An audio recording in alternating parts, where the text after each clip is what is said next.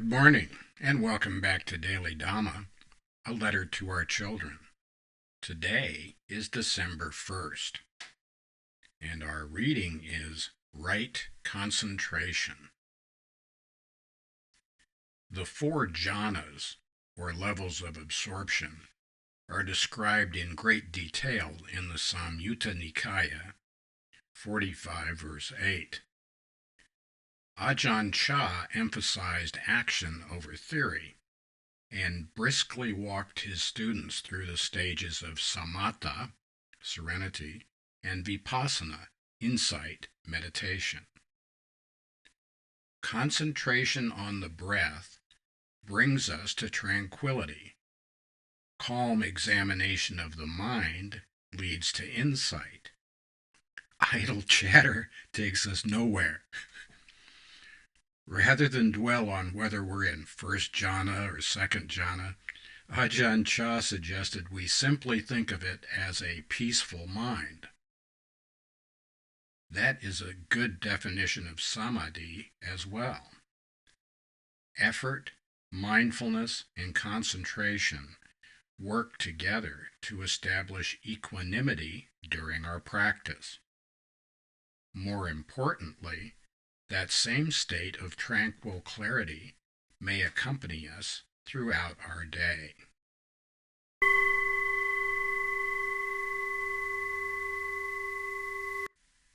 If you remember the Sappurisa Sutta, a good person sutta, that's from Majjhima Nikaya 113, it makes it clear that whatever we expect, it's not going to be that. And Ajahn Brahmavamsa even talked about that a little bit. He said, it doesn't matter if it's jhana or nibbana or the quality of the breakfast tomorrow morning. If we've got expectations about what it's going to be, it's not going to be that, whatever that is. And so that's worth keeping in mind. With right concentration, Ajahn Chah, and the Buddha did this too, made a big difference between what is described, what's in the books, what's in the workshop, and what you actually do. If somebody describes to me what an orange tastes like, I can guarantee you one thing: whatever that description is not going to be what I experience. And it's the same thing for levels of absorption. The jhanas are how deeply do you get into your meditation. And just to recap, samatha is the first stage of meditation. It's all of one piece. It's not two different things, although many people treat it that way. Samatha is when we calm down, and to do that we concentrate on our breath. In our style, we imagine a ball of light an inch or two below the nostrils, and we breathe it in. It goes down past our heart to our stomach, then goes back out through our nose, and we concentrate on our breath. And when we concentrate on our breath, our heart rate decreases and our breathing slows down, and we become very calm. Once we're calm enough, we can enter the next stage of meditation, which is vipassana, or insight meditation. And you see these advertisements for workshops sometimes. Vipassana meditation. You're leaving a big step out, man. I'd knock yourself out if that's what floats your boat and you like to do that. And that, okay, go ahead. But that's not the way we practice.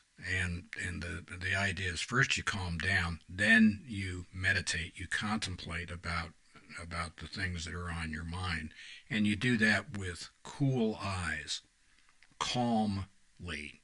You reflect on the things that arise in your mind. You don't go running around saying, okay, now I'm going to solve my budget problem.